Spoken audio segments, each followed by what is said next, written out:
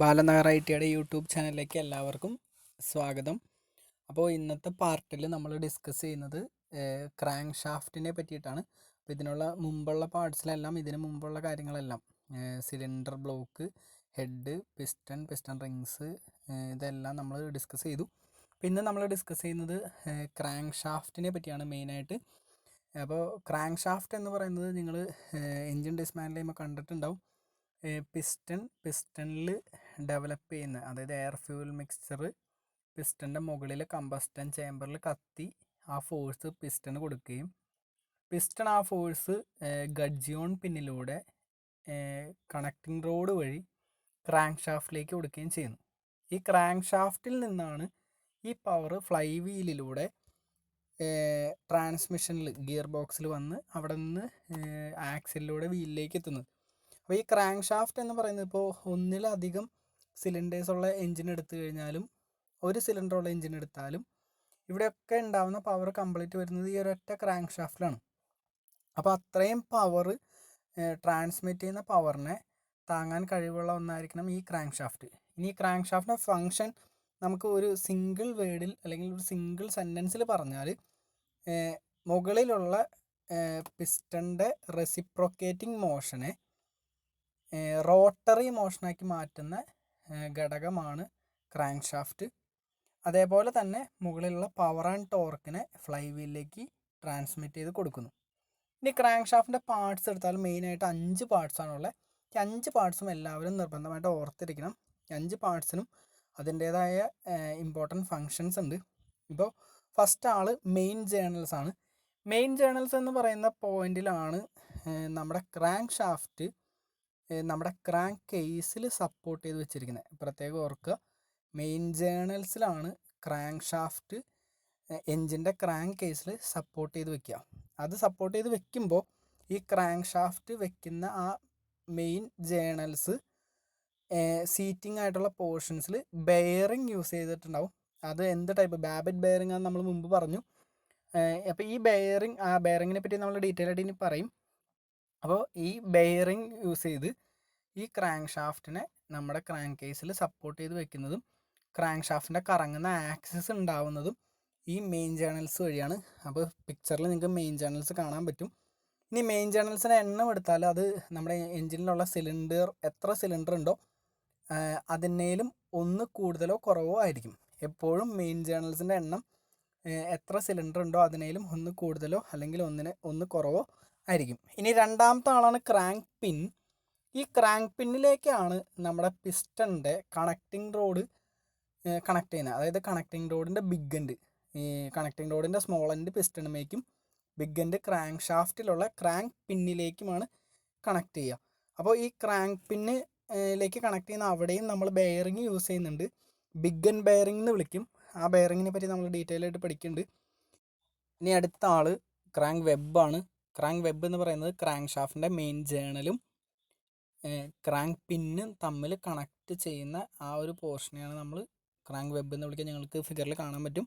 Crank ഷാഫ്റ്റിൻ്റെ main ജേർണലും crank പിന്നും തമ്മിൽ connect ചെയ്യുന്ന ഭാഗമാണ് ക്രാങ്ക് വെബ്. ഇനി ഈ ക്രാങ്ക് വെബിന് ക്രാങ്ക് ഷാഫ്റ്റിൽ ഡെവലപ്പ് ചെയ്യുന്ന ബെൻഡിങ് ആൻഡ് ട്വിസ്റ്റിംഗ് ഫോഴ്സുകളെ താങ്ങാനുള്ള കഴിവ് എപ്പോഴും ഉണ്ടാവണം. കാരണം അത്രയും സ്ട്രോങ് ആയിരിക്കണം. അല്ലെങ്കിൽ ഇവിടെ ക്രാങ്ക് ഷാഫ്റ്റ് ബെൻഡ് ആവാനോ അല്ലെങ്കിൽ ട്വിസ്റ്റായി പോകാനോ ചാൻസ് ഉണ്ട്. ഇനി വളരെ അടുത്ത ഏറ്റവും ഇമ്പോർട്ടൻ്റ് ആയിട്ടുള്ള ഒരു പോയിൻ്റാണ് നിങ്ങളുടെ ക്രാങ്ക് ഷാഫ്റ്റിൻ്റെ മെയിൻ ജേർണൽസിൻ്റെ ആക്സിസ്. അതായത് ക്രാങ്ക് ഷാഫ്റ്റിനെ നമ്മുടെ ക്രാങ്ക് കേസിൽ സപ്പോർട്ട് ചെയ്ത് വെച്ചിരിക്കുന്ന മെയിൻ ജേർണൽസിൻ്റെ ആക്സിസും ക്രാങ്ക് പിന്നിൻ്റെ ആക്സിസും തമ്മിലുള്ള ഒരു ഡിസ്റ്റൻസ് നിങ്ങൾക്ക് കാണാൻ പറ്റും. ഈ ഡിസ്റ്റൻസിനെ നമ്മൾ വിളിക്കുന്ന പേരാണ് ക്രാങ്ക് ത്രോ. എക്സാമിന് ഒരുപാട് ചോദിച്ചിട്ടുണ്ട്. ക്രാങ്ക് ഷാഫ്റ്റ് മെയിൻ ജേർണൽ ആക്സിസും ക്രാങ്ക് പിൻ ആക്സിസും തമ്മിലുള്ള ഡിസ്റ്റൻസിനെ നമ്മൾ വിളിക്കുന്ന പേരാണ് ക്രാങ്ക് ത്രോ. ഈ ക്രാങ്ക് ത്രോ എപ്പോഴും നമ്മുടെ സ്ട്രോക്ക് ലെങ്ത്തിൻ്റെ, അതായത് പിസ്റ്റൺ മൂവ് ചെയ്യുന്ന ആ ഡിസ്റ്റൻസ്, അതിനെയാണ് നമ്മൾ സ്ട്രോക്ക് ലെങ്ത് എന്ന് വിളിക്കുക. TDCയിൽ നിന്ന് BDCയിലേക്ക് മൂവ് ചെയ്യുന്ന ആ സ്ട്രോക്ക് ലെങ്ത്തിൻ്റെ പകുതിയായിരിക്കും എപ്പോഴും. എക്സാമിന് ഒരുപാട് ചോദിച്ചിട്ടുണ്ട്. നിങ്ങളുടെ സ്ട്രോക്ക് ലെങ്ത്തിൻ്റെ ഹാഫ് ആയിരിക്കും ക്രാങ്ക് ത്രോ എന്ന് ഓർത്തിരിക്കുക.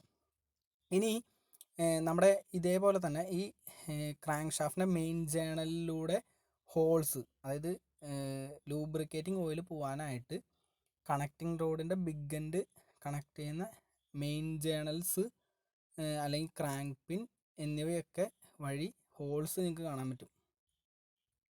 ഇനി നമ്മളെ ബിഗ് എൻഡ് കണക്ട് ചെയ്യുന്ന ക്രാങ്ക് പിന്നിൻ്റെ അവിടെ നിങ്ങൾക്ക് അഴിച്ചു നോക്കുമ്പോൾ നിങ്ങൾക്ക് കാണാൻ പറ്റും, ഹോള് കാണാൻ പറ്റും. അതായത് ഒരു ഡ്രിൽഡ് ഹോളാണ്.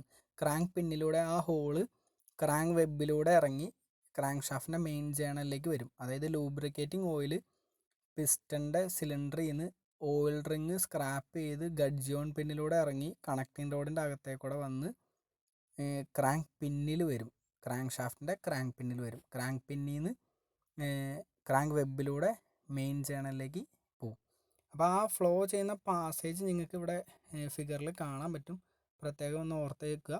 ഡ്രിൽഡ് ഹോൾസ് എപ്പോഴും ക്രാങ്ക് ഷാഫ്റ്റിൽ ഉണ്ടാവും ലൂബ്രിക്കേഷന് വേണ്ടിയിട്ട്. ഇനി ഈ മെയിൻ ബെയറിങ്, അതായത് ക്രാങ്ക് പിന്ന് കണക്ട് ചെയ്യുന്ന, അതായത് കണക്റ്റിംഗ് റോഡ് കണക്ട് ചെയ്യുന്ന ക്രാങ്ക് പിന്നിൻ്റെ അവിടെയും അതേപോലെ മെയിൻ ജേണൽ സപ്പോർട്ട് ചെയ്യുന്ന അവിടെയും ബെയറിംഗ് ഉണ്ടെന്ന് ഞാൻ പറഞ്ഞു. ആ ബെയറിങ്സിനെല്ലാം ലൂബ്രിക്കേറ്റ് ചെയ്യുന്ന ഇതിലേ വരുന്ന ഓയിലായിരിക്കും. ഇനി ക്രാങ്ക് ഷാഫ്റ്റ് എടുത്താൽ ക്രാങ്ക് ഷാഫ്റ്റിന് 2 എൻഡ് ഉണ്ട് എപ്പോഴും. ഈ 2 എൻഡിൽ ഫ്രണ്ട് എൻഡ് എന്ന് പറയുന്ന ഭാഗം, അതായത് മുൻവശത്തെ ഫ്രണ്ട് എൻഡ് എപ്പോഴും നമ്മുടെ ഡ്രൈവ് ചെയ്യേണ്ട കുറേ കമ്പോണൻസ് ഉണ്ട്. ക്രാങ്ക് ഷാഫ്റ്റിൽ നിന്ന് ഡ്രൈവ് എടുക്കുന്ന, അതായത് എഞ്ചിൻ്റെ ഡ്രൈവ് എടുക്കുന്ന പല സംഭവങ്ങളുണ്ട്. ക്യാം ഷാഫ്റ്റ് അല്ലെങ്കിൽ ഫാൻ, പുള്ളികൾ, കംപ്രസർ, ഇതിനെല്ലാം ഡ്രൈവ് ചെയ്യാൻ വേണ്ടിയിട്ട് ഒരു ഡാമ്പർ പുള്ളിയാണ് ക്രാങ്ക് ഷാഫ്റ്റിൻ്റെ, ഒരു ഡാമ്പർ പുള്ളി ക്രാങ്ക് ഷാഫ്റ്റിൻ്റെ ഫ്രണ്ട് എൻഡിൽ കണക്ട് ചെയ്തിട്ടുണ്ടാവും. ഇനി ഇതിൻ്റെ ക്രാങ്ക് ഷാഫ്റ്റിൻ്റെ റിയർ എൻഡ്, മറ്റേ എൻഡ് എന്ന് പറയുന്നത് ഫ്ലൈ വീലിലേക്കായിരിക്കും കണക്ട് ചെയ്യുക. ഈ ഫ്ലൈ വീലിൽ നിന്നാണ് നമ്മുടെ ഡ്രൈവ് ട്രാൻസ്മിഷനിലൂടെ നമ്മുടെ വീലിലേക്ക് നമുക്ക് കിട്ടുന്നത്. അപ്പോൾ പ്രത്യേകം ഓർക്കുക, ക്രാങ്ക് ഷാഫ്റ്റിന് 2 എൻഡ് ഉണ്ട്, ഫ്രണ്ട് എൻഡും റിയർ എൻഡും. ഫ്രണ്ട് എൻഡ് എന്തിനെല്ലാം എൻജിൻ ഡ്രൈവ് ചെയ്യുന്നോ അതിലേക്കുള്ള ഡ്രൈവ് പോകുന്നത് ഫ്രണ്ട് എൻഡിൽ നിന്നും. റിയർ എൻഡിൽ ഫ്ലൈ വീലിലൂടെ ട്രാൻസ്മിഷനിലേക്ക് പോയി അവിടെ നിന്ന് വീലിലേക്ക് നമുക്ക് ഡ്രൈവ് കിട്ടും. ഇനി ക്രാങ്ക് ഷാഫ്റ്റിൽ നമുക്കറിയാം, കണക്റ്റിംഗ് റോഡ് താഴത്തേക്കും മുകളിലേക്കും മൂവ് ചെയ്യുന്ന ഒരു മോഷനെ റോട്ടറി മോഷൻ ആക്കി മാറ്റും, ക്രാങ്ക് ഷാഫ്റ്റിൻ്റെ റോട്ടറി മോഷൻ ആക്കി മാറ്റും. അപ്പോൾ ഈ ഫോഴ്സസ് എല്ലാം ക്രാങ്ക് ഷാഫ്റ്റിൽ ആക്ട് ചെയ്യുമ്പോൾ ഓട്ടോമാറ്റിക്കലി ഈ ക്രാങ്ക് ഷാഫ്റ്റിന് ബെൻഡ് ആവാനുള്ള ഒരു ടെൻഡൻസിറ്റി കാണിക്കും. അപ്പോൾ ഈ സെൻട്രിഫ്യൂഗൽ ഫോഴ്സസ് കാരണമുള്ള ബെൻഡ് ആവാനുള്ള ഈ ടെൻഡൻസിറ്റി ഒഴിവാക്കാൻ വേണ്ടിയിട്ട് എപ്പോഴും ക്രാങ്ക് ഷാഫ്റ്റുകളിൽ കൗണ്ടർ വെയ്റ്റ്സ് നിങ്ങൾക്ക് കാണാം. അതായത് നിങ്ങളുടെ ക്രാങ്ക് വെബിനോട് ചേർന്ന് ഇൻ്റഗ്രലായിട്ട് കൗണ്ടർ വെയ്റ്റ്സ് കാണാം. അതല്ലെങ്കിൽ സെപ്പറേറ്റ് ആയിട്ട് ക്രാങ്ക് പിന്നിന് ഓപ്പോസിറ്റായിട്ട് ബോൾട്ട് ചെയ്ത് കൗണ്ടർ വെയ്റ്റ്സ് കാണാം. അതായത് കൗണ്ടർ വെയ്റ്റ്സ് 2 രീതിയിൽ വരാം. ഒന്നില്ലെങ്കിൽ നിങ്ങളുടെ ക്രാങ്ക് വെബിൻ്റെ കൂടെ ഇൻ്റഗ്രൽ പാർട്ടായിട്ട് വരാം, അല്ലെങ്കിൽ ഒരു സെപ്പറേറ്റ് പീസ്. ആ പീസ് പക്ഷേ അറ്റാച്ച് ചെയ്യുന്നത് എപ്പോഴും ക്രാങ്ക് പിന്നിന് ഓപ്പോസിറ്റ് ആയിട്ടായിരിക്കും. അപ്പോൾ ഈ വെയിറ്റ് എന്തിനാണെന്ന് വെച്ചാൽ പിസ്റ്റണിൽ ആക്ട് ചെയ്യുന്ന സെൻട്രിഫ്യൂഗൽ ഫോഴ്സസ് അല്ലെങ്കിൽ ട്വിസ്റ്റിംഗ് ബെൻഡിങ് ഫോഴ്സസ് ഒക്കെ വഴി ഈ ക്രാങ്ക് ഷാഫ്റ്റ് ബെൻഡായി പോകാതിരിക്കാൻ വേണ്ടിയിട്ടാണ്. ഇനി എപ്പോഴും ഓർത്തിരിക്കേണ്ട ഒരു കാര്യം, ഫ്ലൈ വീല്, അതായത് ക്രാങ്ക് ഷാഫ്റ്റിൻ്റെ ഒരു എൻഡ് കണക്ട് ചെയ്തിരിക്കുന്ന ഫ്ലൈ വീല് ഉണ്ടാക്കിയിരിക്കുന്ന മെറ്റീരിയൽ കാസ്റ്റ് അയൺ ആണ്. ഇനി ക്രാങ്ക് ഷാഫ്റ്റിൻ്റെ അൾട്ടിമേറ്റ് സ്ട്രെങ്ത്ത് എപ്പോഴും, അതായത് ബെൻഡ് ആവാതെ പിടിച്ച് നിൽക്കാനുള്ള അൾട്ടിമേറ്റ് ടെൻസൈൽ സ്ട്രെങ്ത്ത് ഏകദേശം ഒരു 600 മെഗാ പാസ്കൽ ആയിരിക്കും, അല്ലെങ്കിൽ 6000 ബാർ എന്നും വിളിക്കാം. ഇനി നമ്മളെ ഏറ്റവും ഇമ്പോർട്ടൻ്റ് ആയിട്ടുള്ള പോർഷൻ ക്രാങ്ക് ഷാഫ്റ്റ് ഉണ്ടാക്കിയിരിക്കുന്ന മെറ്റീരിയലാണ്. ഇനി ക്രാങ്ക് ഷാഫ്റ്റിൻ്റെ മെറ്റീരിയൽ എക്സാമിന് സ്ഥിരമായിട്ട് ചോദിക്കാറുണ്ട്. 2 ടൈപ്പ് മെറ്റീരിയലാണുള്ളത്. ഒന്നില്ലെങ്കിൽ അലോയ് സ്റ്റീൽ, അല്ലെങ്കിൽ കാസ്റ്റ് അയൺ. പക്ഷേ ഒരു 90% എൻജിനിലും അലോയ് സ്റ്റീലിൽ ഉണ്ടാക്കുന്ന ക്രാങ്ക് ഷാഫ്റ്റാണ് യൂസ് ചെയ്യുക. പക്ഷെ വളരെ റെയർ കേസിൽ കാസ്റ്റ് അയൺ യൂസ് ചെയ്യുന്നുണ്ട്. അപ്പോൾ അലോയ് സ്റ്റീലിൽ ഉണ്ടാക്കുന്നതാണെങ്കിൽ അതിൽ അലോയ് ചെയ്യുന്ന സ്റ്റീലിൻ്റെ കൂടെ മിക്സ് ചെയ്യുന്ന മറ്റ് എലമെൻറ്റ്സ് എന്ന് പറയുന്നത് നിക്കൽ, ക്രോമിയം, വനേഡിയം, മോൾബിഡിനം, ഇങ്ങനെയുള്ള എലമെൻറ്റ്സ് ആണ്. അതായത് സ്റ്റീലിൻ്റെ പ്രോപ്പർട്ടീസ്, മെക്കാനിക്കൽ പ്രോപ്പർട്ടീസ് വ്യത്യാസം വരുത്താൻ വേണ്ടിയിട്ട് നമ്മൾ ആഡ് ചെയ്യുന്ന. ഇനി കാസ്റ്റ് അയൺ ആണ് എടുക്കുന്നതെങ്കിൽ കറക്റ്റ് നെയിം ഗ്രാഫൈറ്റ്, അതായത് സ്പിറോഡിക്കൽ ഗ്രാഫൈറ്റ് കാസ്റ്റ് അയൺ എന്നാണ്. ഈ കാസ്റ്റ് അയണിൽ അലോയ് ചെയ്യുന്ന എലമെൻറ്റ്സ് എന്ന് പറയുന്നത് silicon, manganese, carbon, nickel, chromium, copper and phosphorus ആണ്. ഇനി ക്രാങ്ക് ഷാഫ്റ്റ് ഈ രണ്ട് മെറ്റീരിയലാണെന്ന് ഞാൻ പറഞ്ഞു. ഇനി ആദ്യത്തെ സ്റ്റീലിൽ, അലോയ് സ്റ്റീലിലാണ് ഈ ക്രാങ്ക് ഷാഫ്റ്റ് ഉണ്ടാക്കുന്നതെങ്കിൽ അതെപ്പോഴും ഡ്രോപ്പ് ഫോർജിങ് എന്ന് പറയുന്ന ഒരു മെത്തേഡിലായിരിക്കും. ഓർത്തിരിക്കുക, അലോയ് സ്റ്റീലിലാണെങ്കിൽ അതുണ്ടാക്കുന്ന മെത്തേഡ് ഡ്രോപ്പ് ഫോർജിങ് മെത്തേഡാണ്. ഈ ഡ്രോപ്പ് ഫോർജിങ് മെത്തേഡ് മറ്റൊരു ആൾക്കും കൂടി യൂസ് ചെയ്യുന്നുണ്ട് നമ്മുടെ കണക്റ്റിംഗ് റോഡിന്. ഇനി കാസ്റ്റ് അയൺ ആണെങ്കിൽ അത് ഷെൽ മോൾഡ് കാസ്റ്റിംഗ് മെത്തേഡായിരിക്കും. ഓർത്തിരിക്കുക, കാസ്റ്റ് അയൺ ആണെങ്കിൽ അത് ഷെൽ മോൾഡ് കാസ്റ്റിംഗ് മെത്തേഡായിരിക്കും. ഇനി നമ്മുടെ ഇതുപോലെ ഈ പ്രോസസ്സ് വഴി ഉണ്ടാക്കുന്ന ക്രാങ്ക് ഷാഫ്റ്റ് പിന്നീട് ഹീറ്റ് ട്രീറ്റ്മെൻറ്റിലേക്ക് പോകും. ഹീറ്റ് ട്രീറ്റ്മെൻറ്റ് എന്ന് പറയുന്നത് നമുക്കറിയാം, അതിൻ്റെ മെക്കാനിക്കൽ പ്രോപ്പർട്ടീസിൻ്റെ വ്യത്യാസം വരുത്താൻ വേണ്ടി നമ്മൾ ചെയ്യുന്ന കാര്യമാണ്. കാൽക്കുലേഷൻ നമ്മൾ പഠിച്ചിട്ടുണ്ട് ഹീറ്റ് ട്രീറ്റ്മെൻറ്റ്. അപ്പോൾ ഹീറ്റ് ട്രീറ്റ്മെൻറ്റ് ഇപ്പോൾ നമ്മുടെ ഡ്രോപ്പ് ഫോർജിങ് വഴി ഉണ്ടാക്കിയെടുക്കുന്ന അലോയ് സ്റ്റീലൊക്കെ ആണെങ്കിൽ അത് സർഫസ് ഹാർഡൻ ചെയ്യും. അതായത് അതിൻ്റെ സർഫസ് കുറച്ചും കൂടി കട്ടി കൂട്ടാൻ വേണ്ടിയിട്ട്. ആ സർഫസ് ഹാർഡൻ ചെയ്യുന്നത് നൈട്രൈഡിങ്, കാർബറൈസിങ്, ക്രോമിയം പ്ലേറ്റിംഗ് അല്ലെങ്കിൽ ഇൻഡക്ഷൻ ഹാർഡനിങ് ഇങ്ങനെയുള്ള മെത്തേഡ് വഴിയിട്ടാണ്. അപ്പോൾ ഇതിനെപ്പറ്റിയെല്ലാം നമ്മൾ ഡീറ്റെയിൽ ആയിട്ട് പഠിച്ചിട്ടുണ്ട്. അപ്പോൾ ഓർത്തിരിക്കുക, മെറ്റീരിയൽ 2 ടൈപ്പ് മെറ്റീരിയൽ, ഒന്നില്ലെങ്കിൽ അലോയ് സ്റ്റീൽ അല്ലെങ്കിൽ കാസ്റ്റ് അയൺ. അലോയ് സ്റ്റീൽ ആണെങ്കിൽ ഉണ്ടാക്കുന്ന method drop forging, cast iron ആണെങ്കിൽ ഉണ്ടാക്കുന്ന മെത്തേഡ് ഷെൽ മോൾഡ് കാസ്റ്റിംഗ്. ഇനി നമ്മുടെ ക്രാങ്ക് ഷാഫ്റ്റിൻ്റെ ഫ്രണ്ട് എൻഡ് ഞാൻ പറഞ്ഞു കണക്ട് ചെയ്തിരിക്കുന്നത് ഒരു പുള്ളിയിലേക്കാണ്. ആ പുള്ളിയാണ് നമുക്ക് വേണ്ട എൻജിൻ ഡ്രൈവ് ചെയ്യേണ്ട എല്ലാ അഡീഷണൽ ഫീച്ചേഴ്സ്. അതായത് നമ്മുടെ ക്യാം ഷാഫ്റ്റിനെ ഡ്രൈവ് ചെയ്യണം, അതേപോലെ മറ്റ് AC-യുടെ കംപ്രസർ, ഓയിൽ പമ്പുകൾ, ഫാൻ, ഇതിനെല്ലാം റേഡിയേറ്റർ ഫാൻ, ഇതിനെല്ലാം വർക്ക് ചെയ്യണം. അപ്പോൾ ഇതിനൊക്കെ വർക്ക് ചെയ്യാനുള്ള ഡ്രൈവ് ക്രാങ്ക് ഷാഫ്റ്റിൻ്റെ ഫ്രണ്ടിൽ നിന്നാണ് എടുക്കുക. ആ എടുക്കുന്ന ഭാഗത്തെ, അതായത് ക്രാങ്ക് ഷാഫ്റ്റിൻ്റെ ഫ്രണ്ടിൽ അത് കണക്ട് ചെയ്ത് വെച്ചിരിക്കുന്ന ഒരു പാർട്ടുണ്ട്. അതിനെ നമ്മൾ വിളിക്കുന്ന പേരാണ് വൈബ്രേഷൻ ഡാമ്പർ കം പുള്ളി. അതായത് അവിടെ ഉണ്ടാകുന്ന വൈബ്രേഷൻ, അതായത് ക്രാങ്ക് ഷാഫ്റ്റ് ഉണ്ടാകുന്ന വൈബ്രേഷൻസിനെ റിസോൾവ് ചെയ്ത് കളയാൻ വേണ്ടിയിട്ട് ഒരു വൈബ്രേഷൻ ഡാമ്പർ കം പുള്ളിയാണ് അവിടെ വരിക. അപ്പോൾ ഈ വൈബ്രേഷൻ ഡാമ്പർ കം പുള്ളിയുടെ കൺസ്ട്രക്ഷൻ നിങ്ങൾക്ക് ഇവിടെ ഫിഗറിൽ കാണാൻ പറ്റും. അതിലൊരു ഫ്ലൈ വീൽ ഉണ്ടാവും, ഒപ്പം ഒരു ഡാമ്പർ, വൈബ്രേഷൻ ഡാമ്പറും ഉണ്ടാവും, ഒപ്പം ഒരു പുള്ളിയും ഉണ്ടാവും. അപ്പോൾ ഇതാണ് നമ്മുടെ അവിടുത്തെ വൈബ്രേഷൻസിനെ ക്യാൻസൽ ചെയ്ത് ക്രാങ്ക് ഷാഫ്റ്റിൻ്റെ ഡ്രൈവിനെ മറ്റ് പാർട്സിലേക്ക് കൊടുക്കുക. അതിന് മറ്റൊരു പേരും കൂടി പറയും, ഹാർമോണിക് ബാലൻസർ. അപ്പോൾ എക്സാം പോയിൻ്റ് ഓഫ് വ്യൂവിൽ ഓർത്തിരിക്കേണ്ടത്, ഫ്രണ്ടിൽ കണക്ട് ചെയ്ത് വെച്ചിരിക്കുന്ന ഒരു vibration damper cum crank shaft പുള്ളിയാണ്. അതാണ് എൻജിൻ്റെ അതർ ഓക്സിലറി കമ്പോണൻസിനെ ഡ്രൈവ് ചെയ്യുന്നത്. വീലല്ല, മറ്റ് ഓക്സിലറി കമ്പോണൻസിനെ ഡ്രൈവ് ചെയ്യുക.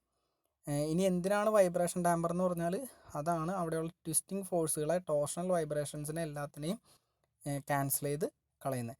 ഇനി റിയർ എൻഡ് കണക്ട് ചെയ്തിരിക്കുന്നത് ഞാൻ നേരത്തെ പറഞ്ഞു ഫ്ലൈ വീലിലേക്കാണ്. ഫ്ലൈ വീലിൽ നിന്ന് ക്ലച്ചിലൂടെ ട്രാൻസ്മിഷൻ വഴി വീലിലേക്ക് ഡ്രൈവ് കിട്ടും. ഇനി നമ്മൾ പോകുന്നത് ഇതിൻ്റെ ബെയറിങ്ങിലേക്കാണ്, അതായത് ക്രാങ്ക് ഷാഫ്റ്റ് ബെയറിങ്ങുകളാണ്.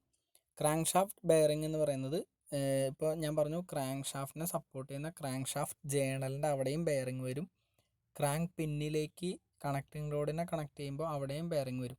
ഇവിടെ യൂസ് ചെയ്യുന്ന ബെയറിങ്ങുകൾ നമ്മൾ കോമൺലി വിളിക്കുന്നതാണ് ക്രാങ്ക് ഷാഫ്റ്റ് ബെയറിങ്സ്. ഈ ക്രാങ്ക് ഷാഫ്റ്റ് ബെയറിംഗ് എപ്പോഴും 2 ഹാഫ്സ് ആയിരിക്കും. അതായത് ഒരു സർക്കുലർ ഷേപ്പിനെ 2ആയിട്ട് ഡിവൈഡ് ചെയ്യുമ്പോൾ കിട്ടുന്നതാണ് 2 ഹാഫ്സ്. അങ്ങനെ 2 ഹാഫ് ബെയറിങ്സ് ആയിരിക്കും. ഈ 2 ഹാഫ് ബെയറിങ്സിന് ഓയിൽ പോകാനായിട്ടുള്ള ഓയിൽ ഗ്രൂ അതിൻ്റെ നടുക്കുണ്ടാവും.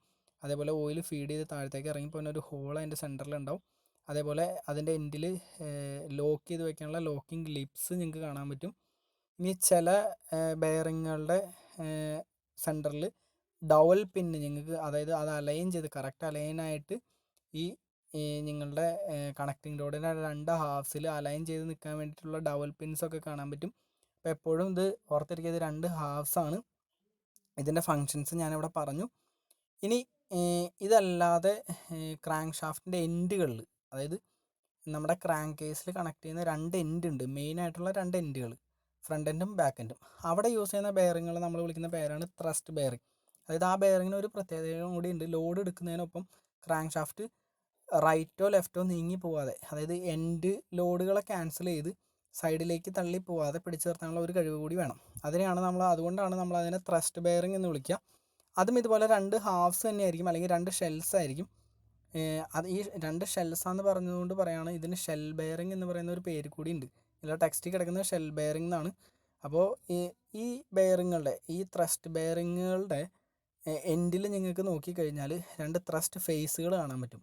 ഈ ത്രസ്റ്റ് ഫേസ് എന്തിനാണെന്ന് വെച്ചാൽ സൈഡിലേക്കുള്ള റൈറ്റ് ഓർ ലെഫ്റ്റ് ഉണ്ടാകുന്ന എൻഡ് ഫോഴ്സസുകളെ ക്യാൻസൽ ചെയ്യാൻ വേണ്ടിയിട്ടാണ്. ഇനി അതേപോലെ തന്നെ ഈ ബെയറിങ്ങുകൾക്ക് തൊട്ട് മുമ്പ് പറഞ്ഞ പോലെ മെയിൻ ബെയറിങ്ങുകൾക്കുള്ള പോലെ തന്നെ ഓയിൽ ഗ്രൂവും ഓയിൽ പോകാനുള്ള ഫീഡ് ചെയ്ത് പോകാനുള്ള ഹോളും ഇതെല്ലാം സെയിം തന്നെയായിരിക്കും.